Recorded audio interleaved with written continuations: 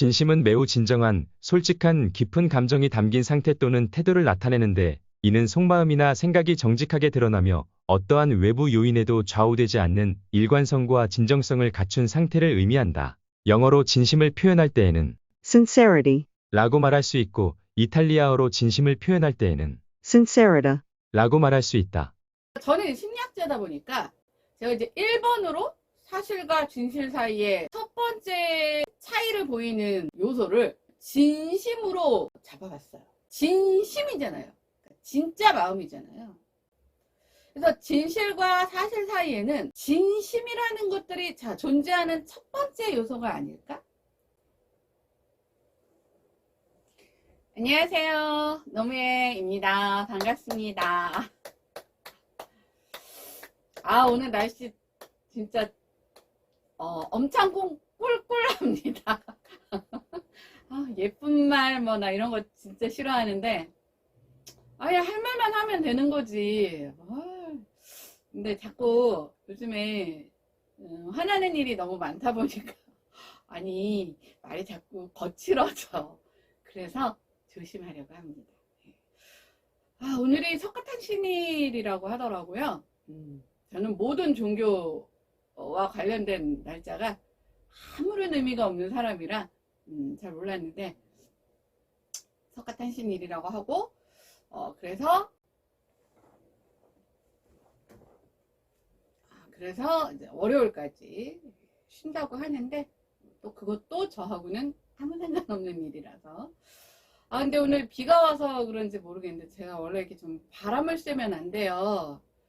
되게 더운데 몸은 더운데 막 식은땀이 엄청 나고 바람을 쐬면 하여튼 오늘은 어쩔 수 없이 선풍기를 제가 틀고 할 수밖에 없어요. 근데 제가 사실은 조금 뭐라 그래야 되지? 이렇게 자연스러움을 추구는 하면서도 그래도 뭔가 이렇게 좀 매끄럽지 않은 것에 대한 그런 생각을 좀 갖고 있었나 봐요. 근데 제가 요즘에 보는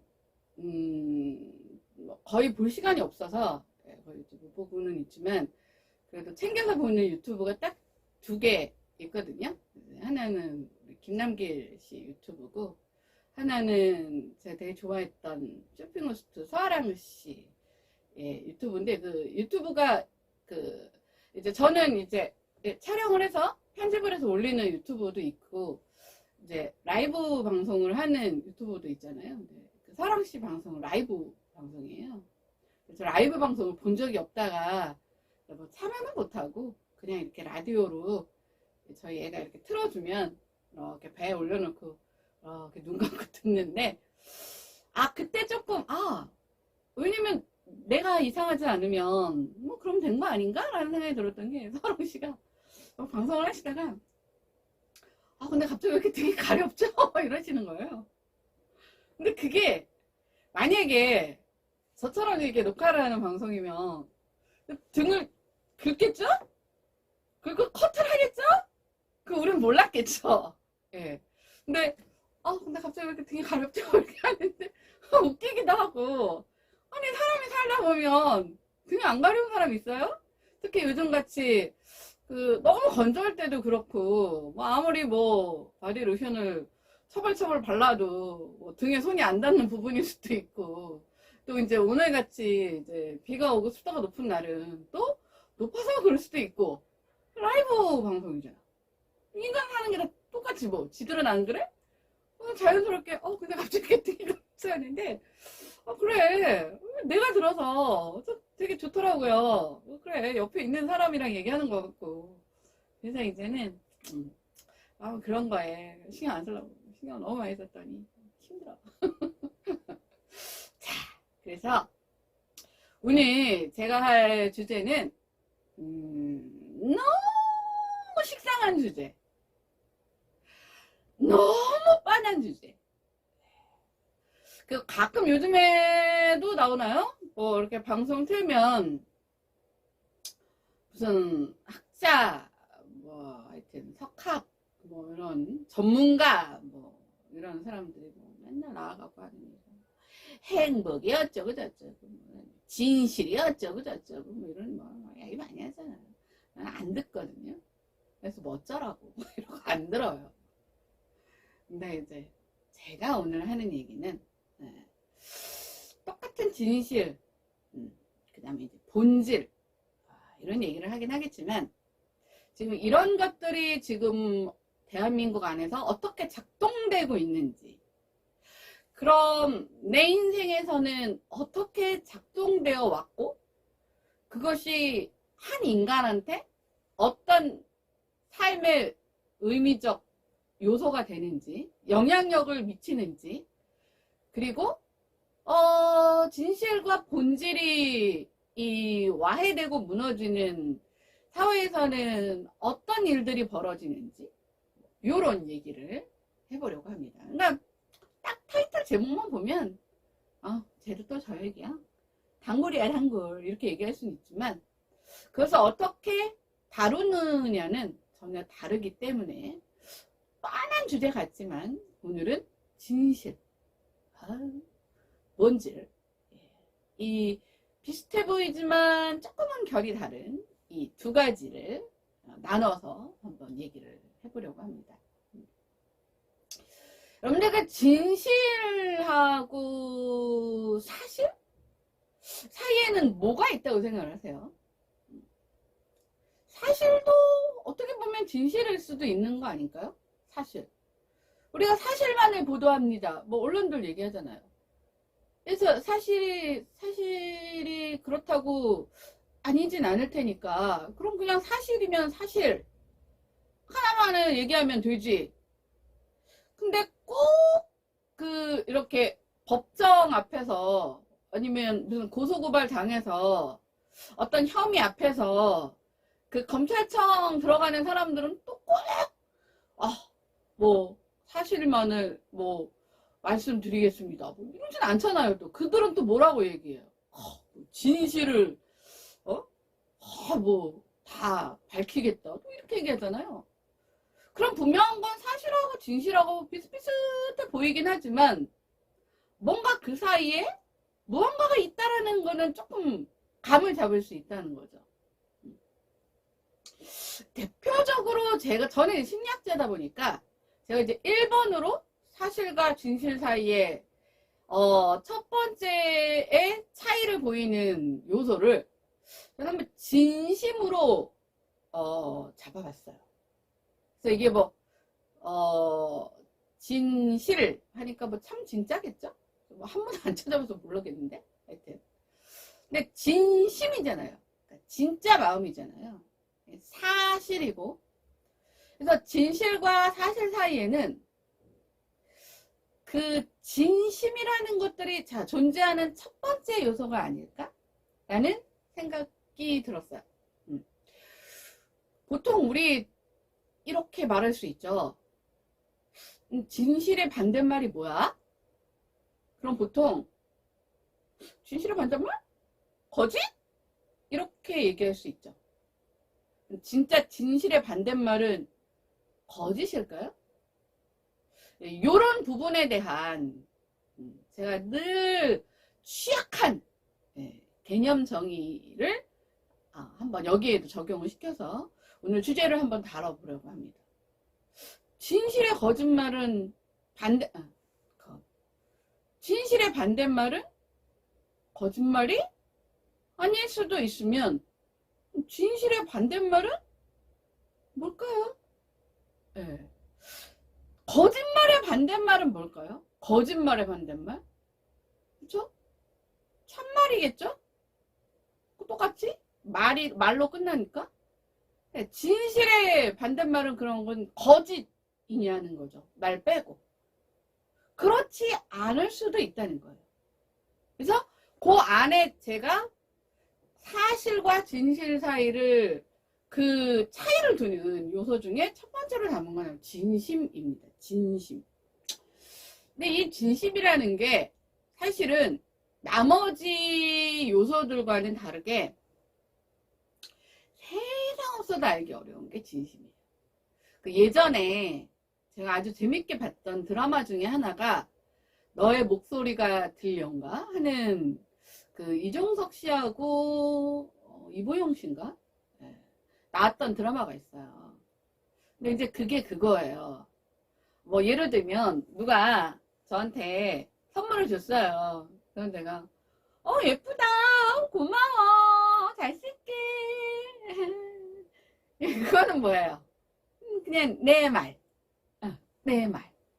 근데 이제 너의 목소리가 들려 해서 하는 그 진심의 소리는 뭐야? 에이, 뭐 이런 걸 사갖고 오냐. 나 이런 거 쓰지도 않는데. 나 안목하고는. 이거 누구, 이거 돈 주고 산 거야? 진짜 차라리 돈으로 주지. 이게 뭐예요? 진심이겠죠. 세상 천지에 이 진심을 알 방법은 뭐밖에 없다? 나밖에 없는 거예요. 다른 사람들은 보통 내가 처음에 했던 말, 야, 너무 고마워. 너무 예쁘다. 고맙게 잘 쓸게. 야, 근데 너 챙겨주는 거 너밖에 없다. 그래도 나 챙겨주는 거 너밖에 없다, 얘. 땡큐, 땡큐. 네. 이거를 진심으로 알죠. 왜냐? 말은 생각을 표현하는 도구이기 때문에. 근데 말은 생각을 표현하는 도구이지만 우리가 생각을 표현한다고 해서 그 생각이 있는 그대로 표현된다라는 건 또 아니잖아요. 그리고 그건 생각을 표현하는 거지. 아니, 생각으로는 고마울 수 있죠. 생각으로는 고맙잖아. 누가 나를 위해서 내 생각을 하면서 선물을 고르고 기꺼이 자신의 돈을 지불해서 나를 위해 기억해서 갖다 줬는데 생각은 엄청 고마울 수 있죠. 근데 생각은 고마운데 마음은 이럴 거면 이 돈 주고 딴 걸 사야지. 난 이 브랜드 안 쓰는데.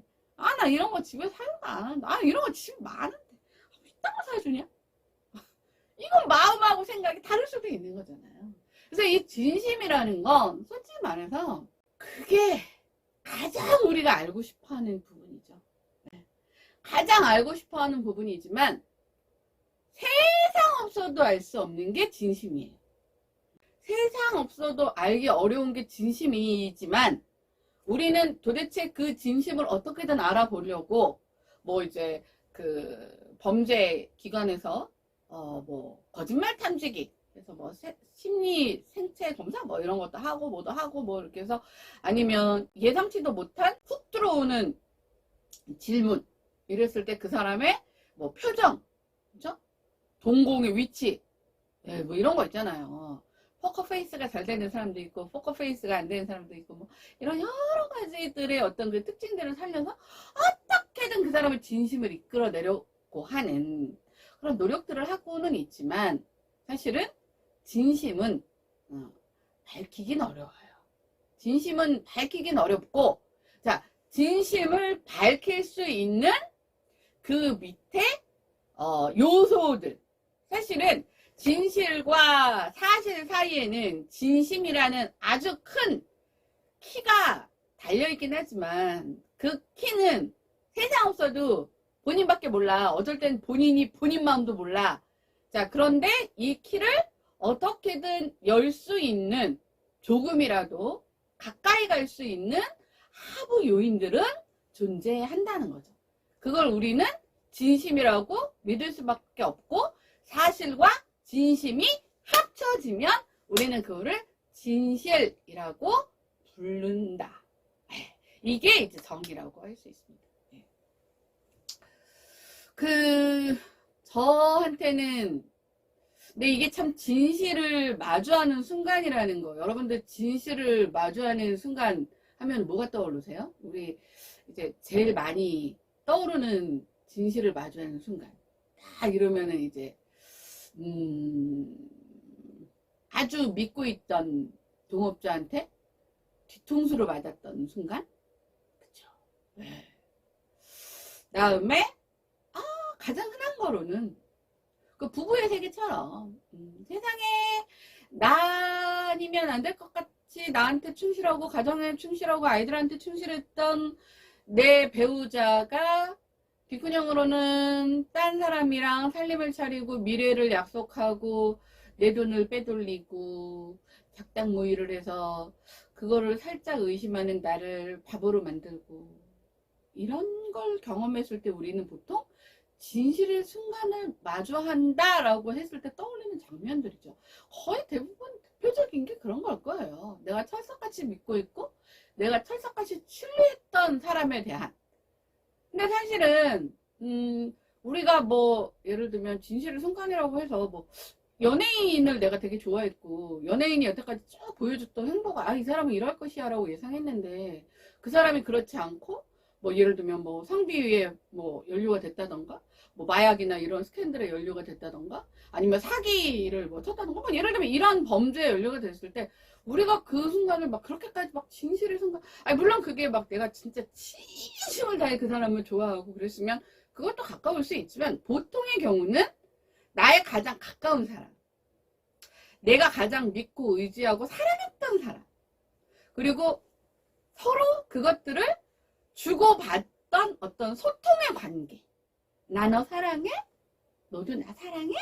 이게 됐던 사람 사이에서 딱 맞닥뜨려지는 그 진실의 순간을 우리는 보통 이 두 가지 부분에서 가장 먼저 떠올릴 거예요. 그래서 평생 그 진실의 순간을 맞이하지 않고 사는 사람도 있을 것이고 그걸 좀 일찍 마주하는 사람도 있고 뭐 마주하지 않고 그냥 잘 끝나고 가는 사람도 있고 근데 이제 마주하지 않았다 뿐이지 그 사람이 그런 진실을 그러면은 주변에 없었다는 건 아니고 우리가 그러잖아요. 외도도 모르게만 해라. 내가 모르는데 어떻게 알아 그 진실의 순간이 있는지 없는지 알게만 하지 마 이런 거 있잖아요. 그렇다 그러면 이제 저한테는 어떤 진실에 마주한 순간이 있었을까? 근데 저는 사실은 굉장히 좀 일찍 마주했어요. 일찍 마주했는데 사람들은 그 사실을 제가 얘기를 해도 별로 응? 그 정도? 뭐 이렇게 생각하는 사람도 있어요. 왜냐면 요즘에 보통 뭐 학교 폭력 그러면 물리적 폭력 뭐 이렇게 뭐 이런 것도 있지만 이 정서적 폭력? 정서적 폭력도 폭력의 일종이고 학대 일종이라고 말씀드렸잖아요. 우리가 아동학대라고 얘기를 할 때 막 멍들고 막 밥 굶기고 뭐 잠 안 재우고 뭐 이런 것도 있지만 그 정서적인 학대도 우리는 아동학대로 보는 것처럼 저는 이제 그 순간이 굉장히 좀 빨랐는데 그게 고등학교 1학년 때였어요.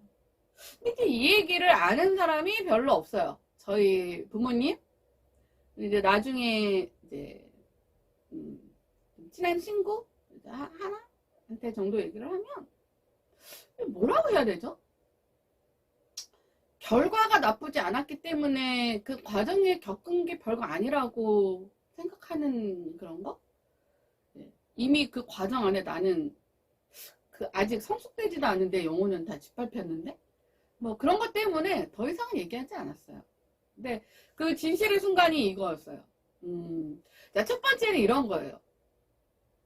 내가 요구하지도 않았는데 내가 요청하지도 않았는데 내가 먼저 사랑하지도 않았는데 대한 내 스스로에 대한 어떤 근데 왜 내가 이런 걸 당해야 하나 라는 부분에 대한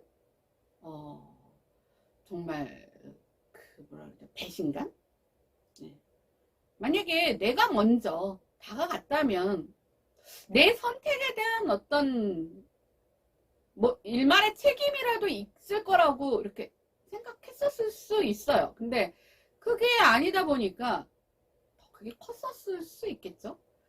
자, 두 번째는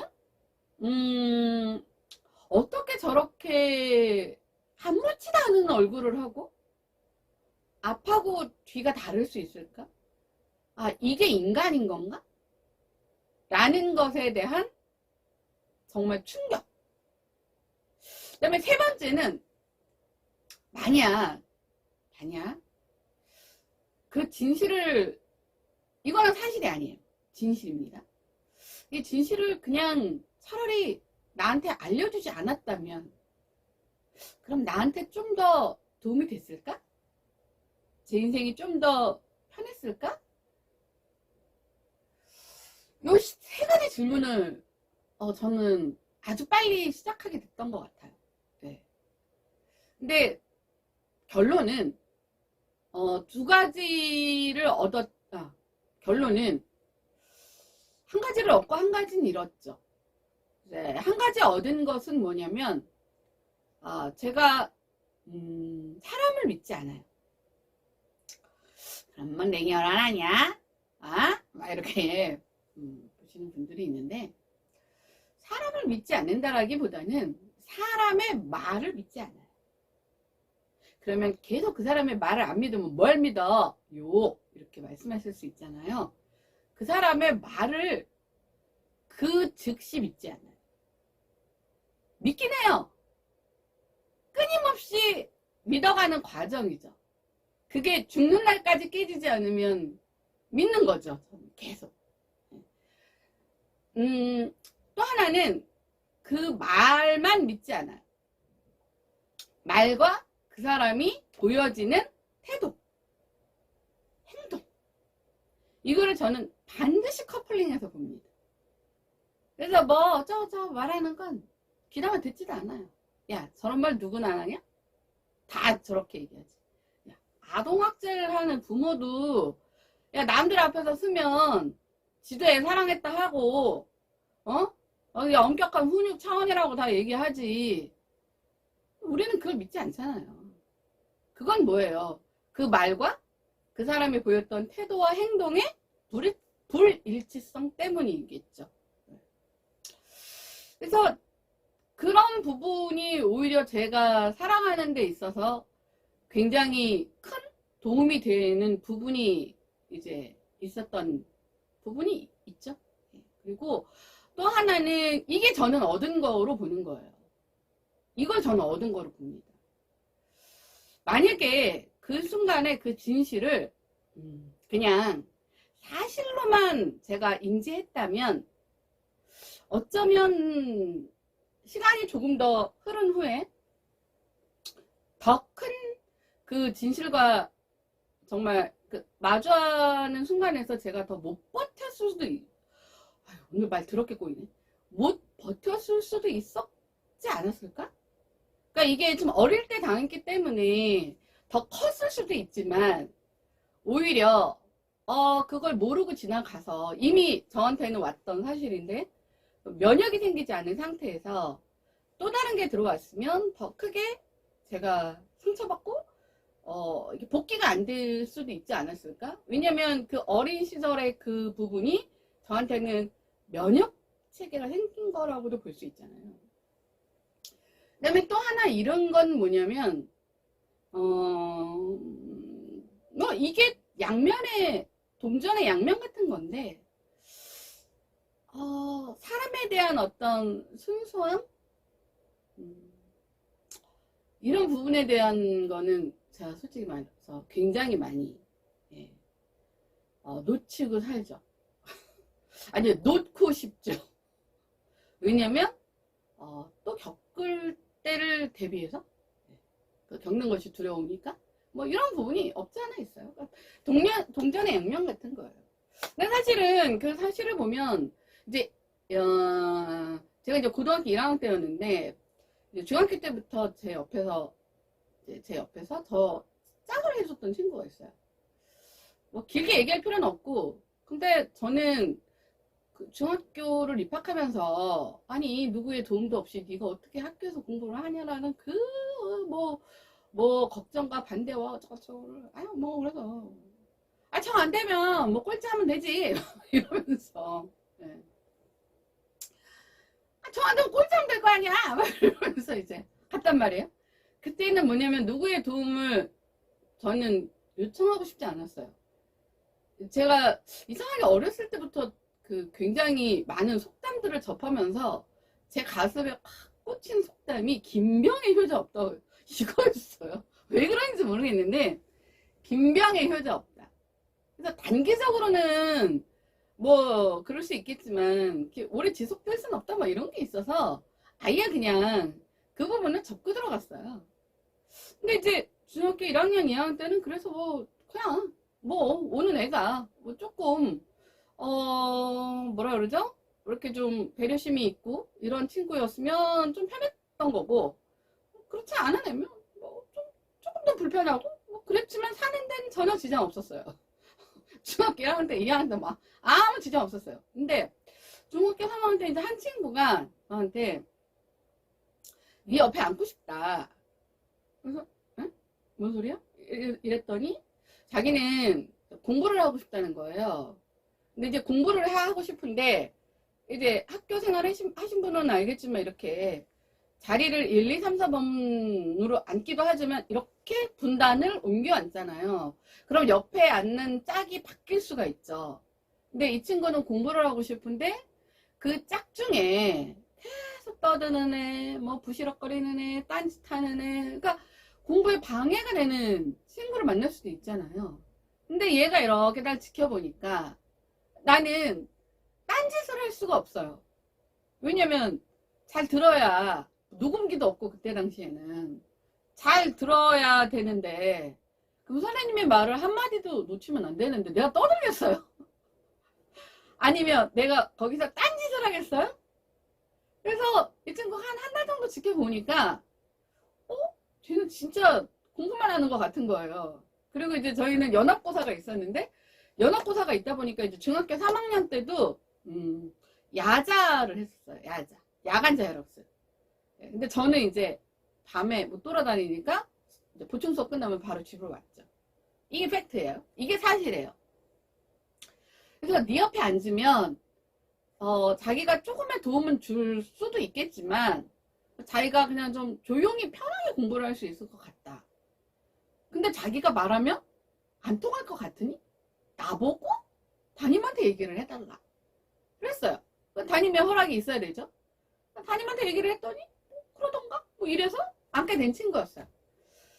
그렇게 해서 중학교를 보내고 고등학교를 또 마침 같은 고등학교에 배정이 돼서 같은 반이 됐죠.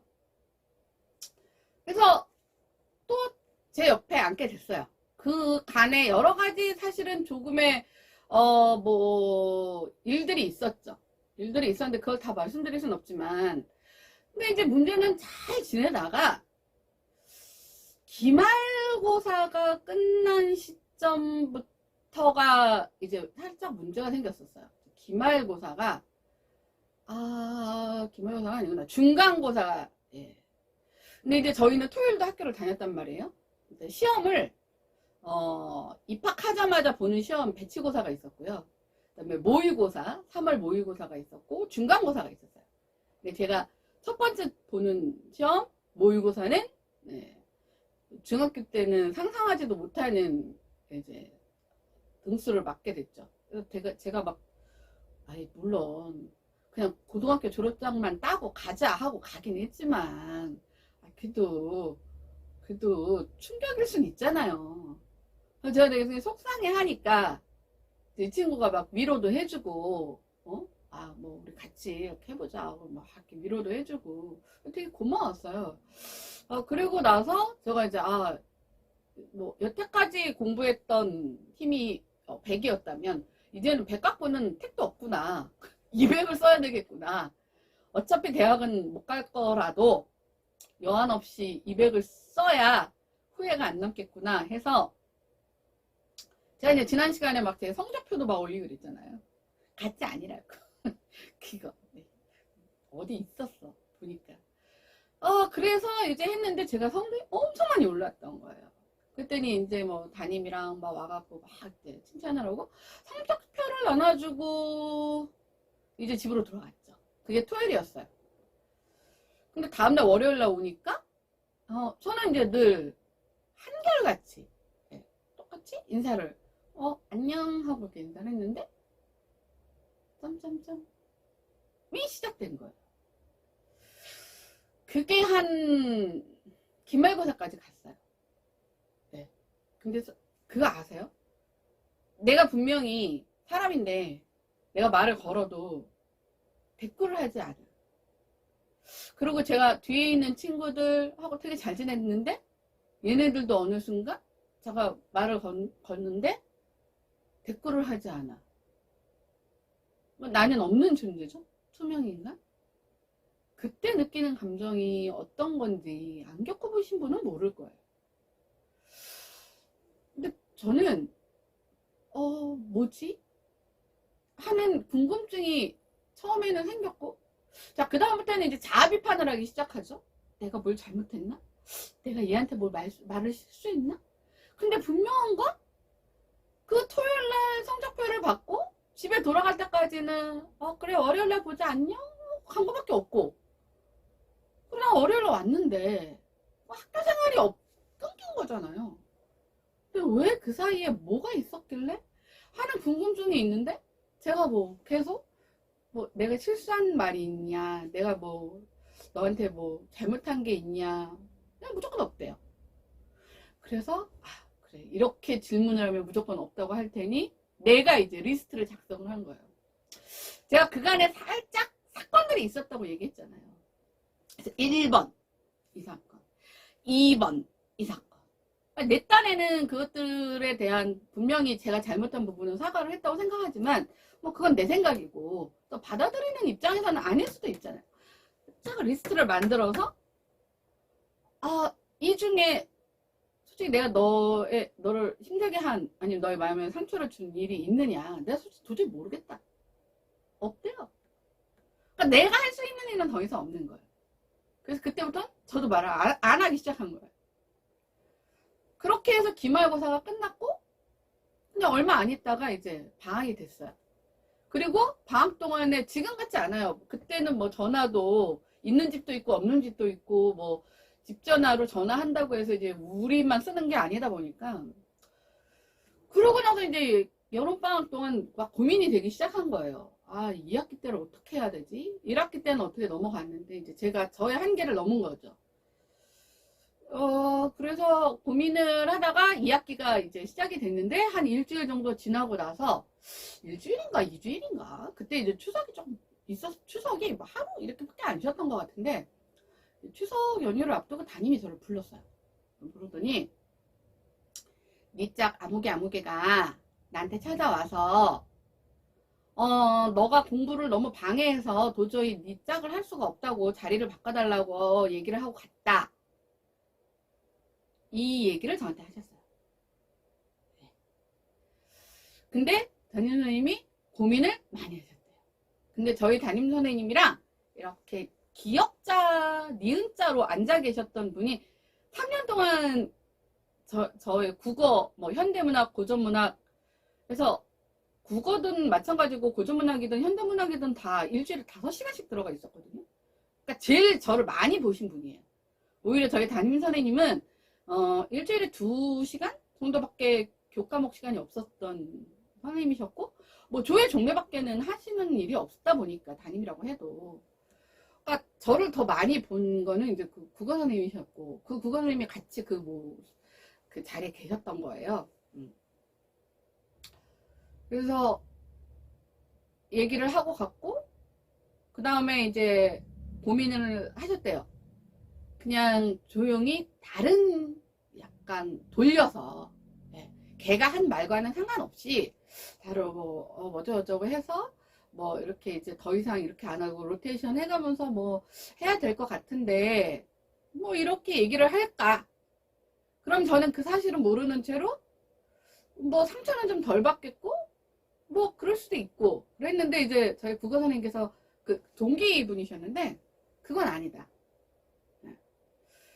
어떻게 되든 사실을 말해야 되는 거다 라고 얘기를 해서 이제 저를 불러서 얘기를 하신 거예요.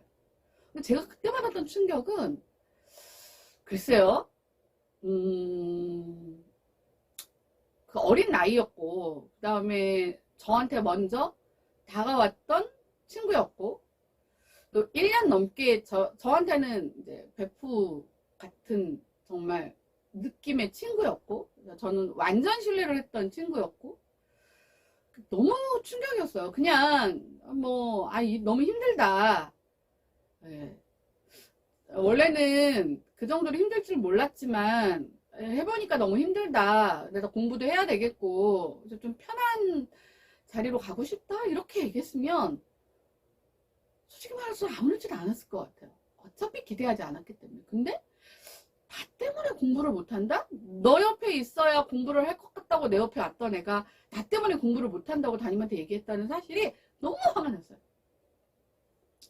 그리고 이제 추석 연휴가 지나고 담임이 이제 일주일 뒤에 네가 진짜 뭐 생각해보고 계속 그렇다 그러면 내가 얘기를 혜균이한테 하고 자리 바꿔줄게 이렇게 얘기를 하고 저를 부르신 거예요.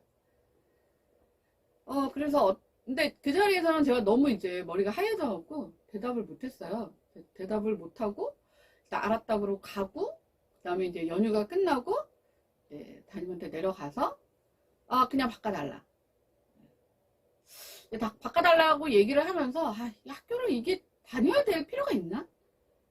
어차피 제가 했던 공부 정도의 수준이라면 검정고시로도 충분히 고등학교 졸업장은 딸 수 있을 것 같았거든요. 굳이 내가 이 치욕을 겪으면서 고등학교 3년을 뭐 어차피 대학 갈 것도 아닌데 이걸 겪어야 하나? 이런 마음이 사실 굉장히 컸어요. 그래서 그냥 걔 해달라는 대로 해달라는 대로 하라고 얘기를 하면서 제가 근데 학교를 계속 다녀야 될지도 같이 고민이 된다. 근데 이제 자퇴를 하려면 어떻게 하면 되냐 이런 걸 물어봤어요. 근데 이제 담임이 일단 알았고 근데 이제 그 부분은 조금 더 심사숙고했으면 좋겠다. 그래서 알겠습니다. 왔어요. 와서 이제 저는 이제 뭐가 됐던 간에 해결이 됐잖아요. 오히려 마음이 편한 거예요. 그래서 이제 마음 편하게 그래 뭐 어차피 난 처음부터 기대하지 않았던 건데 뭐 네가 와서 어쩌고 저쩌고 해서 난 감사는 했지만 왜 본인이 힘들어서 그랬었겠죠. 근데 왜 굳이 그걸 내 탓을 하지? 나는 내가 뭘 어쨌는지 잘 모르겠는데 이제 하는 마음으로 마음의 문을 탁 닫고 뭐 이래서 학교를 다닐 필요가 있나? 나는 뭐 어차피 수업만 딸랑 듣고 가는 앤데 뭐 이제 그런 마음이 되다 보니까 이제 굉장히 저한테는 충격적이었지만 이제 차분해지면서 제가 좀 극단적으로 화가 나면 차분해지거든요. 그러면서 이제 이걸 부모님께 어떻게 말해야지 될까부터 시작해서 이제 고민이 시작됐는데 그러고 나서 이제 집에 막 가는데 저희 국어 선생님이 저희 옆반이셨어요. 옆에 옆반이었나? 근데 이제 제가 가니까 저를 딱 이렇게 잡으시더라고요. 잠깐 이제 복도 끝에서 이제 얘기를 하시는데 이거였어요. 저는 그래서 그 선생님의 조남이 이자, 석자, 죽자 선생님이신데 연세가 있으셔서 아직 생존에 계실지는 잘 모르겠지만 이 부모님한테 어떻게 말하지를 저는 걱정을 해야 될 정도로 저희 부모님은 굉장히 심약하신 분이셨고 그 다음에 아시지만 이 학교 생활에는요 부모가 개입할 수 있는 룸이 굉장히 적습니다. 요즘에 뭐 학교 폭력 무슨 뭐 위원회 뭐 이런 것도 있고 하지만 제가 이제 손절한 친구 중에 하나는 부모의 잘못된 개입으로 아이가 더 큰 상처를 받고 그의 인생이 완전히 망가진 케이스를 저는 보고 그 친구랑 손절을 했어요. 그 정도로 이 부모의 개입이라는 건 정말 부모의 지혜로움과 이 아이를 먼저 생각하는 마음이 없지 않고 자기의 어떤 감정과 자기의 어떤 열등감과 이런 게 먼저 발현이 돼버리면 학교는 애가 다녀야 되는데 아무것도 되지도 않으면서 아이의 인생이 진짜 완전히 망가져버리는 경우가 있단 말이에요. 나는 본능적으로 그게 뭔지 몰랐지만 그걸 걱정하고 있었을 때였어요. 부모님은 어차피 개입할 수 있는 위치도 아니고 부모님이 개입한다고 달라질 수 있는 것도 아니고 다만 부모님한테 더 어떻게 말을 해야 이해를 할까? 이거를 고민하고 있었는데 딱 두 마디 하셨어요. 세 마리인가? 뭐 자퇴하는 거는 별로 어렵진 않지만 네가 과연 피할 이유가 있을까? 이거 하나였고요. 네. 그 이유가 뭐였냐면 이제 그때가 이제 2학기 때다 보니까 이과 문과를 이제 2학년 되면 나눈단 말이에요. 그래서 나는 문과, 걔는 이과. 그러면 2학년, 3학년 걔는 이과. 그러면 이제는 마주칠 일이 없어요. 특히 이제 여고에서는 예를 들면 10반까지 있으면 한 7반, 8반까지가 문과고 이과가 두세 반밖에 없었어요. 그러니까 더더군다나 마주칠 일이 없고 같은 발 될 확률이 없죠. 그러니까 이제 그 선생님 입장에서는 자퇴라는 생각을 할 만큼 네가 힘든 건 알겠는데 굳이 걔 하나 피하겠다고 굳이 너가 희생을 할 이유가 뭐가 있을까? 어차피 걔랑은 이제 만나지 않을 아인데 좀 생각 좀 해봐라. 뭐 이거였고 그 다음에 또 하나가 뭐냐면 사람이 걔만 있는 건 아니지 않니? 걔 때문에 너는 다른 친구들이랑 가까이 지낼 기회가 없었는데 어차피 뭐 누구의 도움을 받아서 뭘 할 생각이 아니라면 그냥 다양한 사람들하고 이렇게 접촉하는 것도 학교 생활의 일부인데 그거를 놓치는 건 좀 아깝지 않겠니? 뭐 이거였어. 고민해봐라. 결론은 고민해봐라. 아니 집에 가면서 곰곰이 생각해보니까 그런 거예요. 내가 왜 쟤 때문에? 내가 왜 쟤 때문에 우리 부모님한테 뭐 우리 부모님 아무것도 모르시니까 또 설명을 해야 하고 상처를 받으시겠고 그 다음에 왜 내 학창시절에서 필요한 친구라는 존재를 여태까지는 걔가 내 옆에 북방이처럼 있었기 때문에 저는 이제 야자도 안 하고 내 학교 생활은 그냥 오로지 걔밖에 없었는데 왜 걔로 인해서 다른 친구들이랑 접촉할 면이 거의 없었단 말이에요. 내가 왜 그걸 그 선생님 말 맞다가 놓쳐야 되지? 라는 생각이 들어서 너무 쿨하게 오케이 나는 간다 그냥 했는데 일주일 뒤에 이 친구가 담임한테 가서 자기가 뭐 생각이 짧았다 그랬대나? 뭐 그리고 뭐 생각해 보니까 이제 그러면 이제 제 옆에서 다른 자리로 가겠죠? 그러면 이거는 선생님이 설득한 부분이 아니래요. 아무 얘기를 안 하셨다고 하더라고요. 본인이 그렇게 얘기를 하더래요. 집에서 생각을 곰곰이 해보니까 이제 막상 네 마음대로 해라. 걔한테 얘기했다. 그리고 네가 원하는 대로 하라고 하더라. 라고 얘기를 했더니 그때 이제 몇 학기 안 남았잖아요. 이제 11, 12월이면 거의 이제 학교가 종료가 되는데 자기가 이제 아무 설명 없이 다른 자리로 가버리면 아무기는 혜균이를 참 잘 도와주는 참 선한 친구라는 이미지가 다 무너지는 거겠죠. 그러니까 그 선생님들이 그거를 야 여태까지 네가 싸운 게 있는데 어쩌고 얘기하신 게 아니라 본인이 얘기를 하더래요. 제가 여태까지 쌓아온 그것들도 오해를 받을 수도 있고 자기가 미처 생각을 좀 짧게 했던 것 같다. 그래서 그냥 옆에 있겠다. 그래서 담임선생님이 그것만 물어봤대요. 자, 이것까지는 다 사실이잖아요. 그럼 여기서 이제 진실로 넘어가려면 얘가 왜 거짓말로 뭐 그 말이 거짓말이든 진실이든 왜 그 말을 했을까? 얘 때문에 공부가 방해가 돼서 다른 자리로 가야 되겠다는 왜 그 말을 했을까? 를 물어보셨대요. 근데 나 하나 궁금한 게 있다. 왜 걔가 이제 그 수업을 내가 들어가 보면 걔는 단 한마디도 하지 않고 나만 쳐다보고 선생님만 쳐다보고 있는 앤데 그리고 학교 끝나면 무조건 집으로 가는 앤데 왜 걔가 너의 공부를 방해하기 때문에 걔 옆에 있을 수 없다고 말한 거니? 그랬더니 얘가 가만히 있더래. 5분 동안 아무 소리를 안 하길래 그냥 돌려보냈다고 하더라. 그러니까 결국은 그러면 뭐예요? 그 친구의 진심은 모르는 거예요. 그냥 자기의 생각이 짧았다? 이게 끝인 거예요.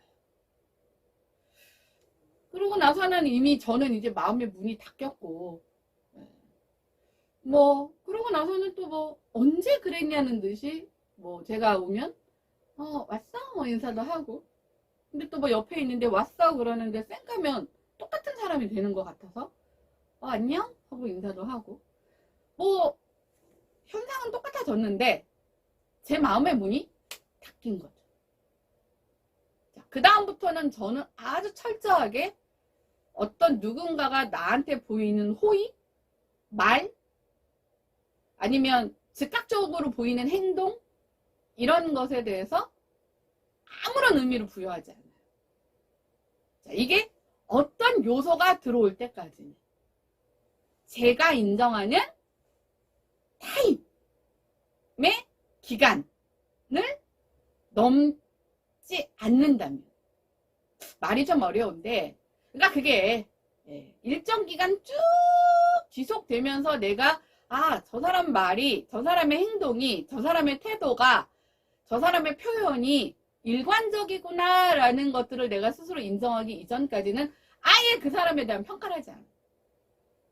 누가 와서 뭐 A는 어쩌태더라 저쩌태더라, 그게 긍정의 메시지던, 야, 쟤 이상해, 야, 쟤랑 가까이 지내지 마, 부정의 메시지던 전 아무것도 듣지 않아요. 제가 실제로 보고 경험하고 느끼고 하는 제 시간을 저는 믿기 시작한 거예요. 그러다 보니까 이 진심이라는 것을 알 수 있는, 사실과 진실 사이의 진심을 알 수 있는 방법은 없지만, 자, 첫 번째, 이 시간, 이 시간이라는 것이 연속성은 굉장히 중요한 요소라는 거예요. 자, 얼마 전에 그 현대자동차에 대한 무슨 외신의 보도가 있었어요. 뭐래더라? 현대자동차가 뭐 좀 하네? 뭐 이런 느낌의 표현이었어요. 좀 제대로 하네? 뭐 이러면서 얼른 현대자동차가 뭐 이제는 예전에는 약간 이제 저가에 싼 가격으로 이제 시장 진입을 했다면, 이제는 제대로 된 평가를 막 꺼짝꺼짝 막 띄우기를 하더라고요. 알고 봤더니, 자, 이건 뭐예요? 1사분기 실적이, 매출이 이만큼 늘었고 영업이익이 이만큼 늘었다는 뭐예요? 사실이죠, 사실. 예. 자, 근데 그게 진실인지 아닌지를 알기 위해서는, 자, 제가 아까 얘기했던 쭉 일관적으로 유지되는 시간이 필요한 건데, 자, 일관적으로 유지되는 시간이 되려면 이제 1분기고 아직 2분기도 안 끝났잖아요. 그러니까 좀 더 지켜봐야 되는 부분이잖아요. 그러니까 예를 쓸 수는 없어. 자, 그러면 내가 쓰는 두 번째 단계는 뭐냐면, 그 안에 담겨진 과정, 내맛, 이게 들어가는 거예요. 그래서 그것들을 쫙 까봤더니 이게 뭐냐면, 그 전부터 현대자동차가 계속 주문을 받은 게 있을 거 아니에요. 근데 이제 그 사이에 뭐 여러 가지가 있었죠. 코로나가 있었고, 그 다음에 이제 코로나로 인해서 물류 대란이 있었어요. 그리고 반도체 수급에 문제가 있었어요. 이게 다 이제 코로나로 인해서 발생됐던 이제 여타의 그 부작용들이었죠. 그러니까 주문은 100만 대를 받았는데, 그럼 원래는 100만 대 받은 걸 그때그때 빨리빨리 스케줄대로 빼서 수출을 했으면 이런 결과가 안 나왔을 수도 있었겠죠. 근데 여태까지 그게 쭉 밀려 있었던 거예요. 물류도 밀려 있고, 그러니까 물류라는 게 부품 물류도 밀려 있고, 그 다음에 이제 반도체 수급도 안 되고, 거기에 뭐 부품 하나만 없어도 완성차가 안 되잖아요. 근데 이제 작년 4월 28일인가가 이제 이 위드 코로나로 가고, 그 다음에 이제 중국 같은 데는 조금 더 늦어졌죠, 그것들이. 그러니까 이런 시간차를 두고 이제 해외의 어떤 뭐라 그러죠? 이 소통하는 이제 과정들이 쭉 엮어지면서 이제 1, 4분기에 그 주문받았던 모든 물량이 이제 다, 그쵸, 결제가 된 거예요. 그러니까 결국은 뭐냐면, 여태까지 주문 받았었는데, 여태까지 내 죽쓰고 있다가 1월에 그게 거의 대부분 완결이 되면서 이런 엄청난 성과의 매출과 영업이익이 있었던 거예요. 그러니까 영업이익과 매출이 있었던 사실이 거짓은 아니죠. 그렇지만 진실로 들어가려고 보니 그 안에 과정과 내막에는 이게 현대자동차가 뭐 엄청나게 뭔가를 대단하게 혁신적으로 잘해서가 아니라 여태까지 몇 년 동안 쭉 주문받았는데 못했고 했던 그 밀린 주문량을 완성해서 1, 4분기에 털고 나서 받은 실적이 이 사실이다라고 나온 거예요. 이 사실이 거짓인가요? 이 사실은 팩트예요. 맞아요. 그렇지만 이 사실 이코어로 뭐예요? 그래서 현대자동차가 이제 세계에 뭐였더라? 3위를 넘보는 그런 자동차 업계로 했다. 이거는 어폐가 있는 거죠. 아니 밀린 숙제에서 이제 1, 4분기 지났어요. 그게 가능하려면 뭐예요? 2, 4분기, 3, 4분기, 4, 4분기에도 일정 시간 그거를 1년이면 1년, 2년이면 2년 그 타임 스케줄을 갖다가 딱 누가 정해 놓을 수는 없지만 그래도 적어도 한 1년 정도는 그게 지속 가능하면 오케이 그렇구나라고 볼 수 있는 거잖아요. 자, 또 하나는 뭐냐면 우리나라하고 지금 일본이랑 뭐가 됐던 간에 이래저래 저래저래 해서 이 외교도 조금 많이 활성화가 되고 그러니까 외교의 활성화뿐만 아니라 이제 경제 교류도 이제 조금씩 열려가는 와중에 이게 있었더라고요. 한국 내에서의 도요타 자동차가 일본에서는 최고죠. 자, 한국 내에서의 일본의 최고 도요타 자동차의 판매 대수하고 일본 내에서의 현대 자동차의 판매 대수를 비교하는 통계 자료가 나왔어요. 자, 한국은 국민이 한 5천만 간신히 되죠? 일본은 우리나라보다 그래도 1.2배 정도? 정확한 인구는 모르겠지만 하여튼 2배가 넘어요. 근데 우리나라에서 판매된 도요타 자동차의 수는 1250대고요. 일본 내에서 소비된 현대 자동차는 40대입니다. 자, 이 데이터를 딱 이것도 사실이에요. 네. 1, 4분기 현대자동차의 엄청난 매출과 영업이익의 통계도 사실이고요. 이것도 사실입니다. 그러면 이 1250대 대 40대의 이 사실을 놓고 그러면 현대자동차가 세계 3위의 자동차 기업으로 승격이 됐구나를 진실로 받아들일 수 있냐는 거죠. 하나만 놓고 봤을 때는 얼추 때려 맞으면 말이 될 것 같은데 이 데이터를 보면 뭐예요? 아니잖아요. 아니잖아. 그러면 이 데이터만 봐서 아닌 거 아니야? 그러면 또 다른 데이터가 있어요. 또 다른 데이터. 그러니까 뭐냐면 이번에는 이제 전 세계의 자동차 업체들이 있죠. 테슬라도 있고 도요타도 있고 그 벤츠 만드는 그 회사가 어딜까요? 뭐 있잖아요. 왜 독일에 벤츠, 아우디, 우리나라에서 한동안 엄청 핫했던 BMW, 미국의 그 테슬라 말고 뭐죠? 포드? 자동차 쪽은 완전 꽝이라 몰라. 하여튼 있잖아요. 있을 거 아니에요.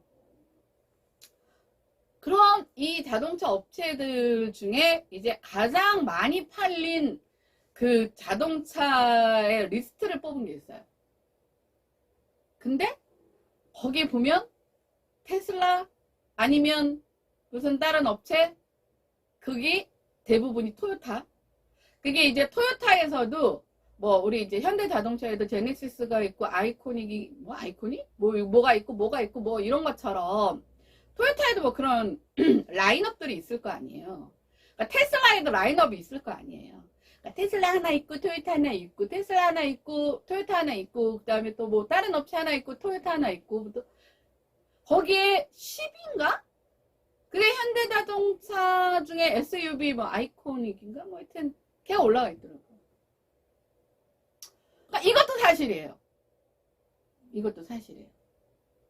그러면 이 사실들을 그러면 첫 번째 사실, 두 번째 사실, 세 번째 사실을 놓고 봤을 때 여기에서 진실을 뽑아내기 위해서 우리는 무엇이 필요하다. 자, 첫 번째 아까 제가 말씀드렸던 진심이라는 거는 이 자동차 업계의 데이터로 뭐 볼 수는 없지만, 자, 첫 번째 시간 타입을 아직 1, 4분기고 아직 2, 4분기 나오지도 않았어요. 그러면 2, 4분기, 3, 4분기, 4, 4분기까지 지나가서 내년 이맘때가 되면 아, 정말 현대자동차가 세계 3위 업체로 승격이 됐구나를 알 수 있겠죠. 그게 진실이겠죠.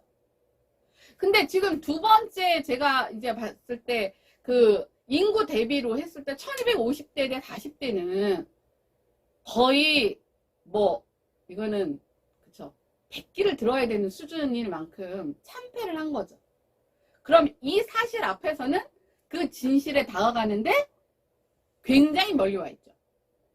그 다음에 세계 3위 자동차 업체로 됐다고 하면 적어도 그 10개 리스트 안에 2개 이상은 돼야 되지 않았을까요?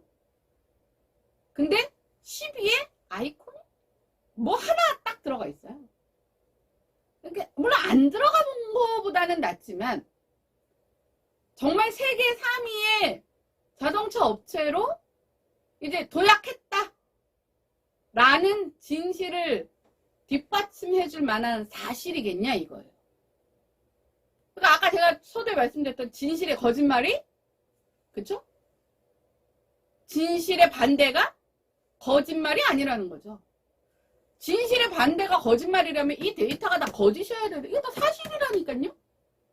사실이기는 한데 문제는 사실이기는 하지만 이런 부분에 대한 것들이 어떤 시간을 지켜보고 났을 때 일관성, 그 다음에 그 사실이 드러나게 된 과정과 내막,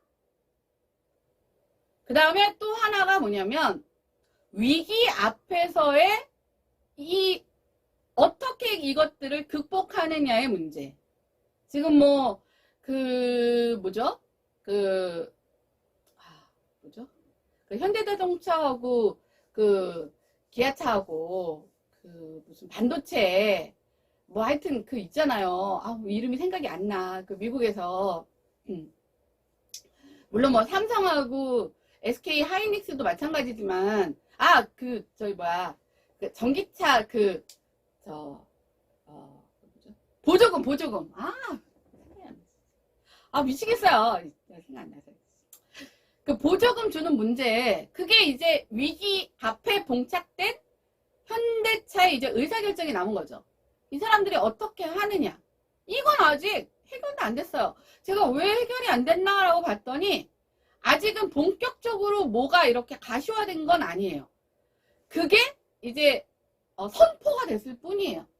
그러면 이 위기 앞에서 그러면 현대차가 어떻게 해야 될까? 라는 부분에 대한 것들이 아직 정말 진실로 가는 굉장히 중요한 단초가 되겠죠. 근데 이제 하나의 그건 있었어요.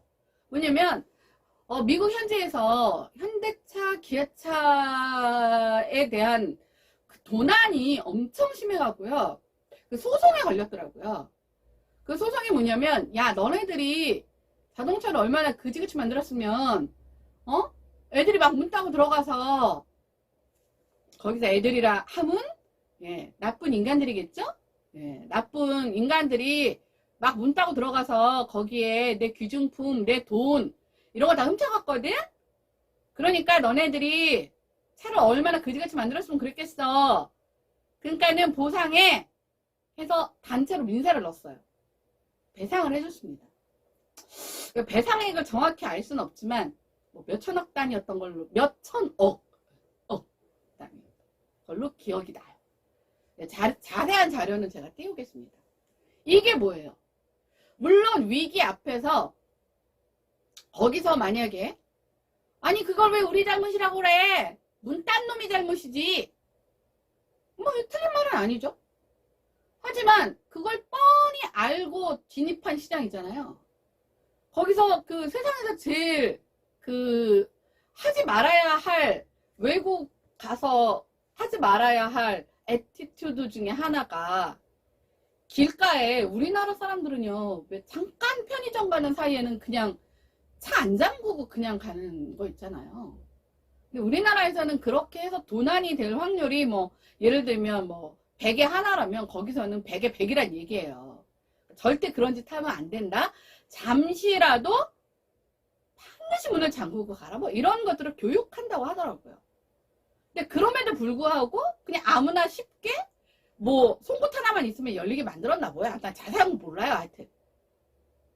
그러니까 거기에서 야 그러면 우리가 문을 쉽게 열게 만든 우리만 잘못이냐?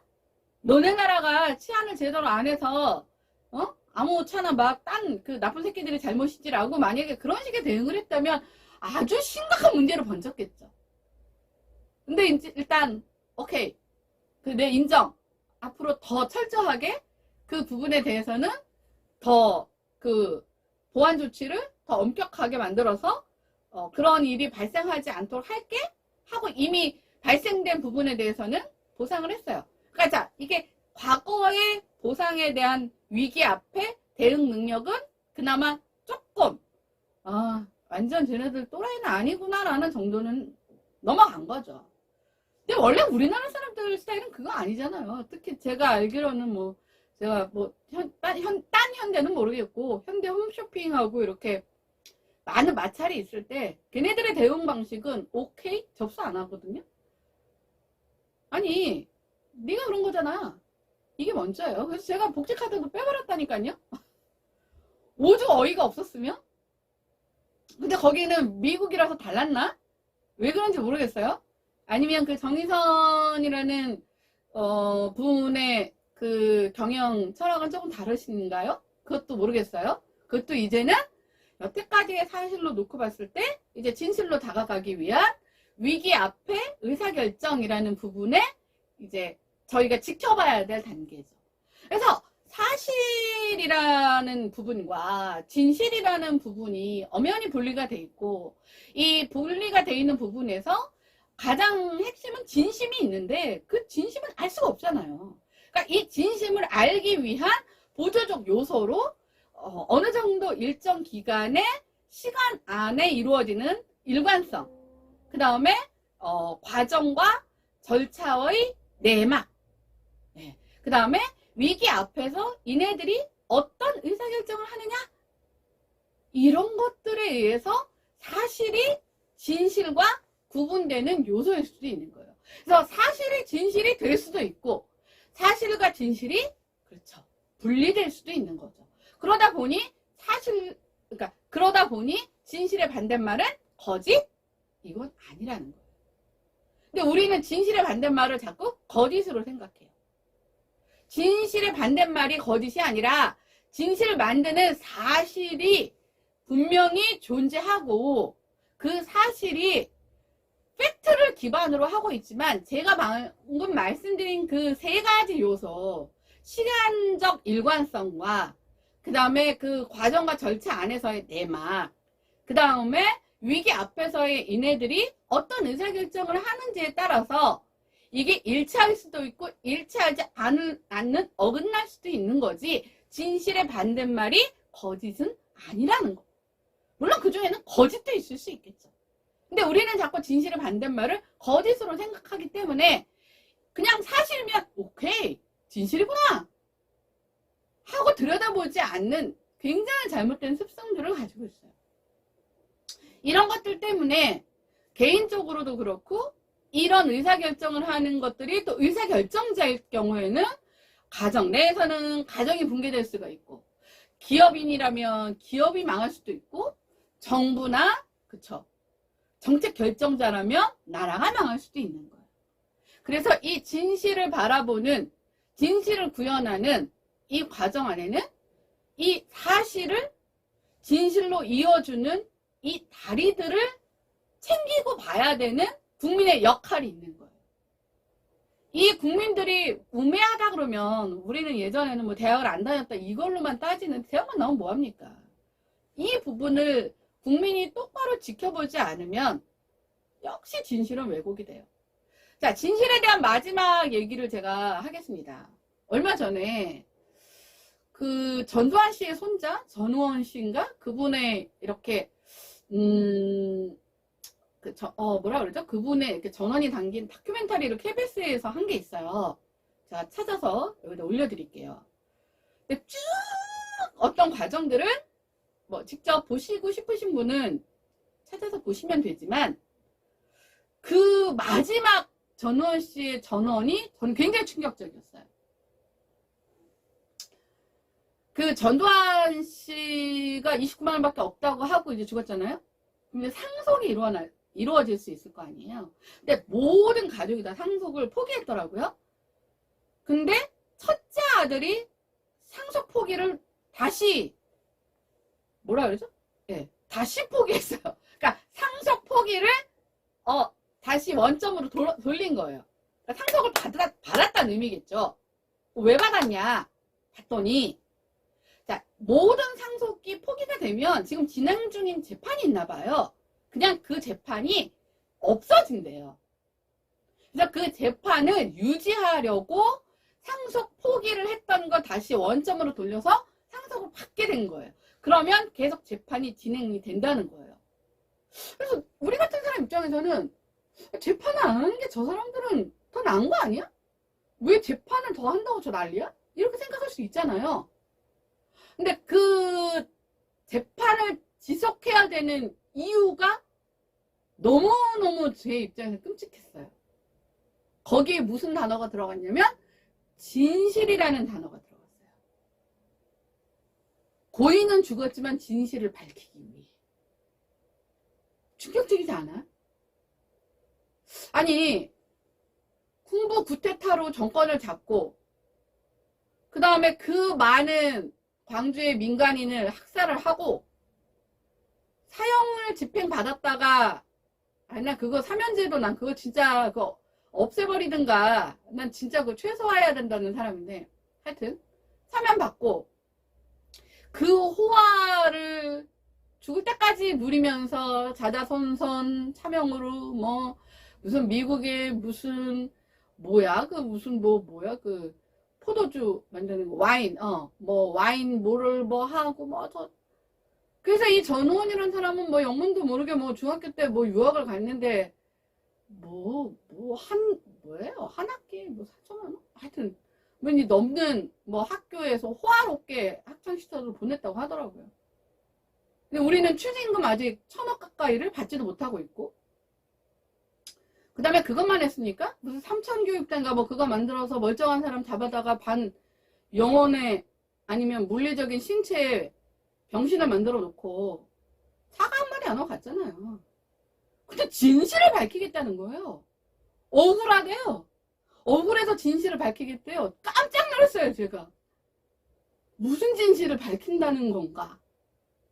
그랬더니 그 진실이 뭐였냐면 이것도 잘 모르겠어요. 이 전우원 씨의 이게 전원이에요. 근데 제가 아까도 말씀드렸잖아요. 이 시간 테이블에서 쭉 돌아가는 그 일관된 내용, 전막 이런 것들이 맥락이 맞아요. 그러지 않고서는 사실은 상속을 포기하는 게 맞거든요. 상식적으로는. 근데 이미 포기한 상속을 다시 재개를 했다? 왜지? 근데 그 이유가 맥락이랑 맞으니까. 난 그걸 진실로 보는 거예요. 근데 그 이유가 진실을 밝히기 위해 억울함을 밝혀서 고인의 명예를 회복하기 위해서래요. 그러니까 그게 뭐냐면 야 내가 군부? 쿠데타? 그래 쿠데타는 일으켰다. 근데 내가 걔네 광주 거기 국민들 다 쏴 죽이라고 난 말한 증거가 없잖아. 그러니까 사실이 없는 게 아니라 증거가 없잖아요. 증거가. 그 다음에 또 하나는 야, 나 때문에 88 올림픽 유치도 하고 야 프로야구 막 이런 것도 만들어서 야 국민들 즐겁게 해줬고 88 올림픽 이후에 경제 부흥도 해서 세계 10위 안에 경제 강국으로 만들어줬는데 아니 왜 내가 나쁜 그 딱지를 달고 계속 역사에 남겠죠. 우리 밑에 세대. 억울하대요. 그래서 진실을 밝혀야겠대요. 그러니까 이 진실이라는 것이 모든 사람들이 다 진실이라고 얘기를 해도 누군가가 그 진실에 대한 기본적인 개념을 왜곡해서 뭐 따지고 들면 그 어떤 진실도 다 부정될 수밖에 없는 거예요. 그럼 왜 그럴까? 그 사람들은 그거를 인정하는 순간 전시 일가는 다 물론 사면은 됐지만 역사 앞에 죄인이 되는 거죠. 그걸 마주하는 게 두려운 거죠. 설령 사실이 전 국민이 다 알고 전 세계가 다 알아도 우리 가족끼리만큼은 부정을 해야, 그쵸? 우리 가문? 뭐 그것도 가문이라고 할 수 있을지 모르겠지만 그 전시 일가의 역사 속에 남을 치욕, 그것들을 스스로 부정을 해야 자기네들끼리라도 부정을 해야 자기네들이 살아갈 수 있기 때문인 거예요. 그러니까 사실 진실이라는 표현은, 진실이라는 의미는 이렇게 너무나 명확한 증거와 사실과 뭐 내가 아까 앞에 얘기한 모든 것들이 존재를 해도 지가 믿고 싶지 않고 자기가 받아들이고 싶지 않고 우겨버리면 뭐 진실도 진실이 아닌 거고 본인이 생각하는 나름의 진실이 진실인 거예요. 네, 자기 잘났다잖아요. 대한민국을 부흥시켰다잖아요. 그 광주에서 죽은 건 자기 모르는 일이라면서요. 아니 대통령이라고 그 자리에 앉아있는 인간이 모르는 일을 그럼 과연 누가 했을까요? 아무리 그것들을 증거를 들이대고 정황을 얘기하고 뭐 그랬던 뭐 유해들이 나오고 뭘 하면 뭐합니까? 본인이 아니라면 아닌 거고 자기는 억울해서 진실을 밝히기 위해 상속포기조차도 다시 원점으로 돌려서 진실을 밝히겠다고 하는데, 자, 이만큼 이 진실이라는 것에 대한 부분은요, 아니고자 믿고 아니고자 왜곡하는 자 앞에서는 사실은 그 어떤 것도 이게 대응이 될 수 없다라는 것일 만큼 굉장히 이것들은 사실은 그 존재가 객관성을 띠지 않고 있다라는 게 제가 오늘 이 진실에 대한 내용입니다. 사실 그래서 이 진실이 무섭죠. 그래서 어떤 경우에는 막 모든 진실이 다 까발켜지고 특히 요즘같이 막 이런 증거들이 증거 능력을 갖춘 증거들이 명확한 뭐 계좌 추적에다가 녹취록에다가 뭐 있어도 끝까지 그 진실을 부정하는 사람들이 존재하는 이유는 뭐 그 사람들은 그렇다 치고 또 그 사람들을 끝까지 맹신하고 옹호하는 사람들은 그것을 마주하고 인정했을 때 그 자기네들이 감내해야 되는 그 불편한 자기 뭐라 그러죠? 무력감? 이게 더 두렵기 때문이 아닐까 뭐 그런 생각이 들었습니다.